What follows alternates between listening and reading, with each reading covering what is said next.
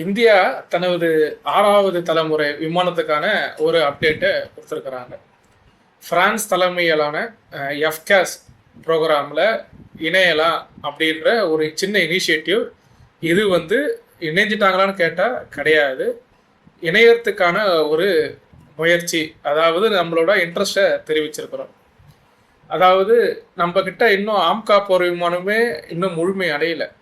10 ஆண்டுகள் ஆகும் ஆம்கா விமானம் தயாரிக்கிறதுக்கு. ஆனால் இந்தியா ஏன் இந்த 6ஆம் தலைமுறையில் இவ்வளோ இன்ட்ரெஸ்ட் காட்டுறாங்கன்னா, நம்ம இப்போ இந்த ப்ரோக்ராம் இனிஷியேட்டிவ் ஆரம்பித்தாதான் குறைஞ்சபட்சம் அடுத்த 15 ஆண்டுக்குள்ளே நம்மக்கிட்ட ஒரு 6ஆம் தலைமுறை போர் விமானம் இருக்கு. இதை பற்றி நம்ம முழுமையாக பார்க்கலாம். இது உங்கள் கார்த்திக் தமிழ் டிஃபென்ஸ் அப்டேட். நான் உங்கள் கார்த்திக். இந்தியாவிட இப்போ 2 ஆப்ஷன் இருக்குது. ஒன்று எஃப்காஸ், இன்னொன்று ஜிகேப். எஃப்காஸ் அப்படின்றது ஃபியூச்சர் காம்பேக்ட் ஏர் சிஸ்டம். ஜிகேப் அப்படின்றது குளோபல் காம்பேக்ட் ஏர் ப்ரோக்ராம்.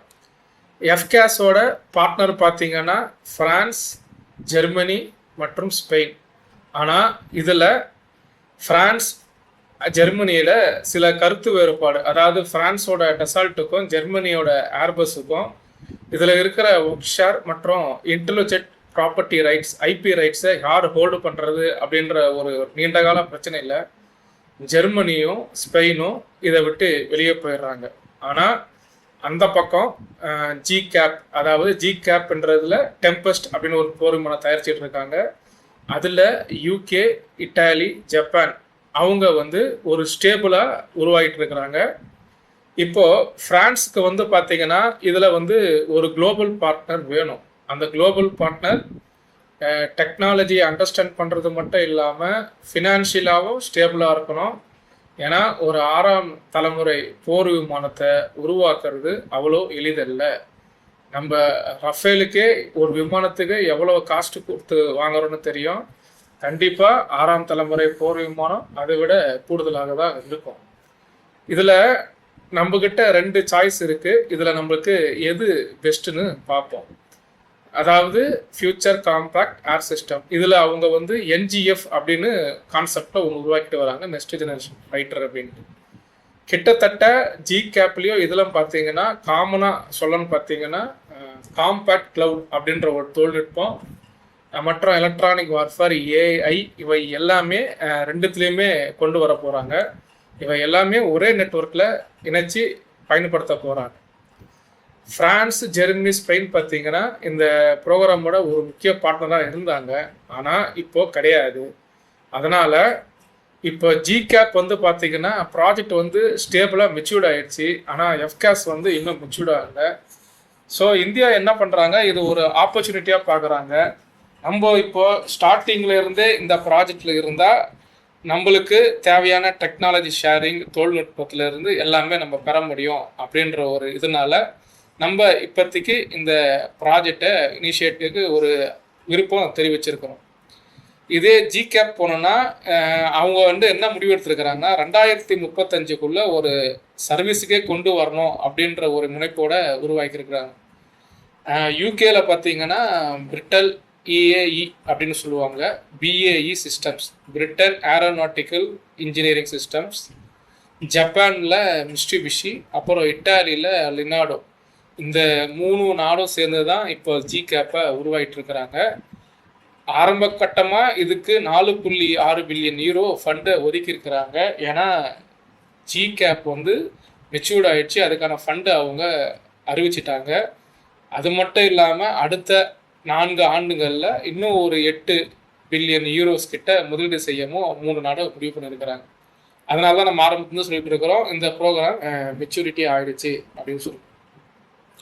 இப்போது எஃப்காஸ்க்கும் ஜிகேப்க்கும் என்ன டிஃப்ரென்ஸ் பார்த்தீங்கன்னா, இது வரைக்கும் அதிகாரப்பூர்வமாக இவங்க 2 போர் விமானத்தில் என்னென்ன தொழில்நுட்பம் அப்படின்னு தெரிவிக்கல. ஆனால் குறைஞ்சபட்சம் 5ஆம் தலைமுறை விட 6ஆம் தலைமுறையில் ஸ்டெல்த்து கண்டிப்பாக கூடுதலாக அதிகமாக இருக்கும். ரேடாரை ஏஐ மூலயமா டெக்னாலஜியில் இன்னும் அப்கிரேட் பண்ணுவாங்க. ஏற்கனவே சொன்ன மாதிரி காம்பேக்ட் கிளவுட்னு சொல்ல மாதிரி பல ஏர்க்ராஃப்ட்டு, ட்ரோனு, சேட்டலைட்டை ஒரே டேட்டா லிங்க்ல ஒர்க் பண்ணுறது, அப்புறம் manned unmanned team, long range weapons அப்படின்னு நம்ம சொல்லிகிட்டே போகலாம். இப்போது இந்தியாவுக்கு ஏன் 6th ஜெனரேஷன் ஃபைட்டர் தேவை அப்படின்ற டாபிக்கு வரும். ஏற்கனவே சைனா 300 J-20 விமானங்களாவது வைத்திருக்கோம் அப்படின்னு சொல்லிட்டு ஒரு தகவல் இருக்குது. அது இல்லாமல் அடுத்ததாக அவங்க J-36 அப்படின்னு ஒரு 6ஆம் தலைமுறை போர் விமானத்தை புரோட்டோடைப்பை சோதிச்சுட்டு இருக்கிறாங்க. படையில் இணைப்போம் சீக்கிரம் அப்படின்னு சொல்லிட்டாங்க. அமெரிக்காவே இன்னும் 6ஆம் தலைமுறை போர் விமானத்தை புரோட்டோடைப் ட்ரையலில் தான் இருக்கிறாங்க. இன்னும் அவனாலையும் படையில் இணைக்க முடியல. ஆனால் நம்ம ரஃபேலு, சுக்கோய், தேஜாஸ் அப்படின்ற 4.5 ஜெனரேஷனுக்கு மட்டும் வச்சுட்டு ஒரு 6ஆம் தலைமுறை போர் விமானத்தை எதிர்க்க முடியுமான்னு கேட்டால் கொஞ்சம் கஷ்டம். நம்மளோட ஆம்கா ப்ரோக்ராம் 10 ஆண்டுகள், நீங்கள் இதுலேருந்து கணக்கு போட்டிங்கனாவே 10 ஆண்டுகள் ஆகும். நீங்கள் ப்ரைவேட்டையே உள்ளே கொண்டு வந்தாலும் 10 ஆண்டுகள் ஆகும். இன்டரிம் சொல்யூஷனான SU-57க்கு கவர்மெண்ட் கிட்ட இருந்து இன்னும் ப்ராப்பரான பதில் வரலை. இப்போ ரஷ்யா நேற்று கூட ஒரு ஷார்ட் டேர்ம் ஆஃபர் ஒன்று கொடுத்துருக்காங்க. வெறும் ஒரு 10 விமானத்தை நீங்கள் ஃபாஸ்ட் ட்ராக்கில் வாங்குங்க, பயன்படுத்தி பார்த்துட்டு சொல்லுங்க அப்படின்னு சொல்லியிருக்கிறாங்க. இன்னும் நம்ம அதுக்கு எந்த ஒரு ரிப்ளையும் வேணும் வேணாம் அப்படின்ற ஒரு ரிப்ளையை நம்ம இது வரைக்கும் ஓப்பனாக சொல்லலை. சரி, இப்போ நம்ம இந்த விமானத்தில் இந்தியா FCAS தேர்வு செய்ய காரணம் என்ன அப்படின்னு பார்க்கணும்.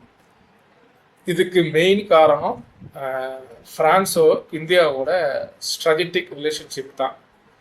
ஏற்கனவே தெரியும், நம்ம ஃப்ரான்ஸுக்கிட்ட வந்து மிரேஜில் ஆரம்பித்து ரஃபேலு, ஸ்கார்பின் சப்மரைனு, மைக்கா, மெட்டியார், ஸ்கேல்ப்பு அப்படின்னு பல ஆயுதங்களை ஃப்ரான்ஸோட பயன்படுத்திட்டு வரோம்.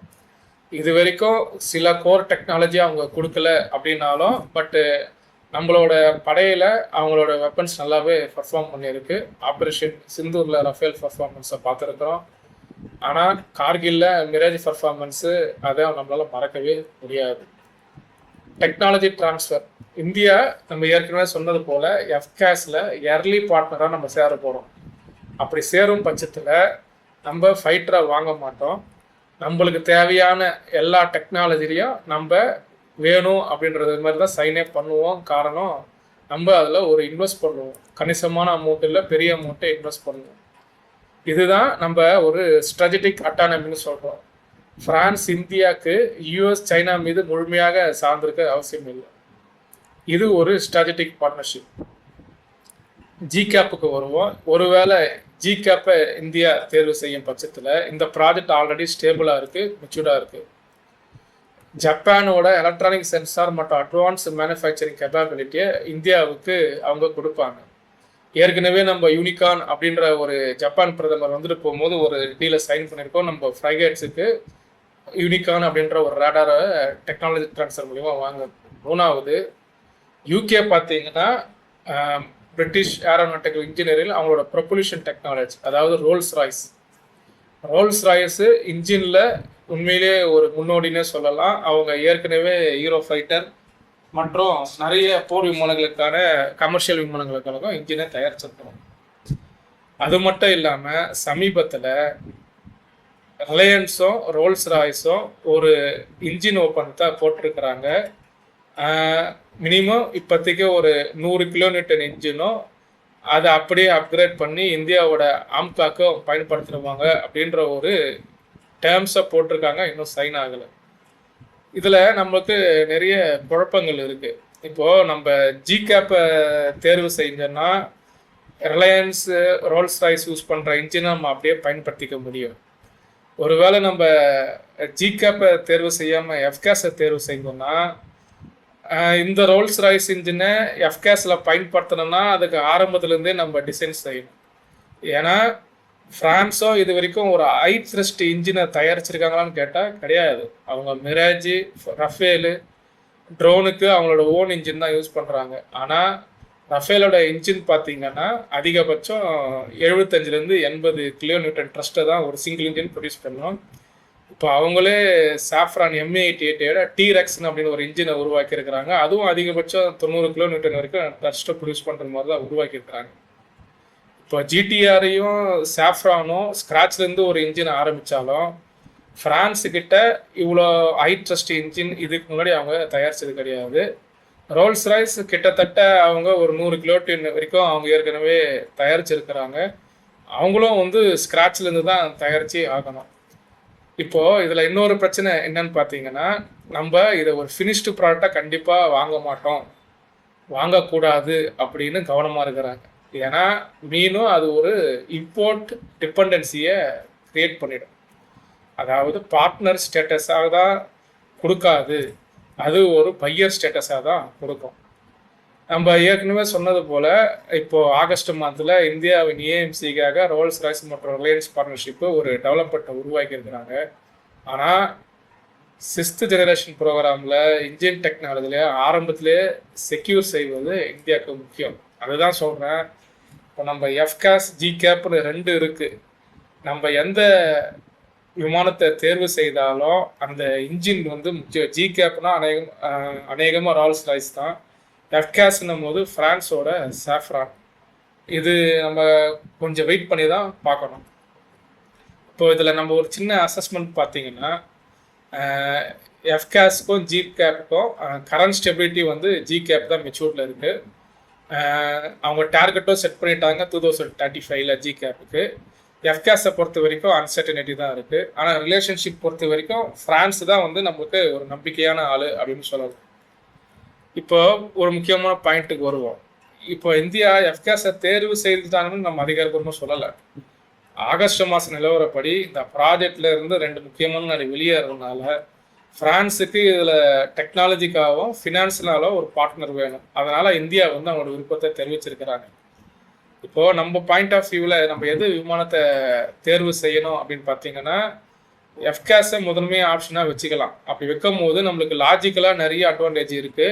ஏற்கனவே நம்ம இங்கே ரஃபேலுக்கான எம்ஆர்ஓ, நிறைய ஸ்கார்பியனுக்கான இங்கே மேனுஃபேக்சரர் எம்ஆர்ஓ எல்லாமே போட போகிறோம். அதனால் நம்மளுக்கு அது ஒரு ஆட் ஆன் அட்வான்டேஜாக கொடுக்கும். ஆனால் இதை வந்து இந்த தடவை இந்தியா சாதாரணமாக விடமாட்டாங்க. காரணம், 6ஆம் தலைமுறை போர் முதல்ல குறைஞ்சபட்சம் ஒரு 80% 85% டெக்னாலஜி ஷேரிங் வேணும் அப்படின்றதுல கண்டிப்பாக ஒரு ஸ்டெபிலிட்டியோடு இருப்பாங்க. செகண்டு பார்த்தீங்கன்னா ஜிகேப்பை நம்ம யூஸ் பண்ணலாம். காரணம், ஜிகேப் வந்து ஒரு மெச்சூரிட்டி ப்ரோக்ராம். அப்படி இல்லைன்னா நம்ம ஜிகேப்பை ஒரு லிமிட்டட் ஆப்ஷனில் கூட வாங்கிட்டு எஃப்காஸில் நம்ம வந்து ஃபோக்கஸ் பண்ணலாம். இப்போ இந்தியா பார்த்தீங்கன்னா அடுத்த 50 ஆண்டுகளில் ஃபைட்டர் டெக்னாலஜியில் எவ்வளவு செல்ஃப் ரிலையன்ஸை அச்சீவ் பண்ண போகிறோன்றது தான் மேட்டர். இப்போ ஏற்கனவே நம்ம 4+ல் தேஜாஸ் Mark 1 ஆல்ஃபா Mark 2 இருக்குது. எம்ஆர்எஃப்ஏல 4.5ல் ரஃபேல் இருக்குது. சுக்கோயையும் நம்ம சூப்பர் சுக்கோயை அப்கிரேட் பண்ணும்போது 4.5++க்கு போயிடுவோம். ஒரு ஹைப்ரிட் ஸ்டெல்த் ஃபைட்டராக SU-57 இன்டரிம் சொல்யூஷனாக இருக்குது. ஒரு 5th ஜெனரேஷன் ஃபைட்டராக ஆம்கா இருக்குது. இதில் இந்தியா என்ன சூஸ் பண்ணுவாங்கன்னு எம்ஓடி மினிஸ்ட்ரி ஆஃப் டிஃபென்ஸும் இந்தியன் ஏர்ஃபோர்ஸும் முடிவு செய்வாங்க. உங்களுடைய கருத்துக்களை கண்டிப்பாக நான் அதில் வரவேற்கிறேன். கார்த்திக் தமிழ் டிஃபென்ஸ் அப்டேட்டை தொடர்ந்து பாருங்கள். உங்களோட ஆதரவு தெரிவிங்க. மற்ற நண்பர்களுக்கு ஷேர் பண்ணுங்கள். நன்றி, வணக்கம், ஜெய்.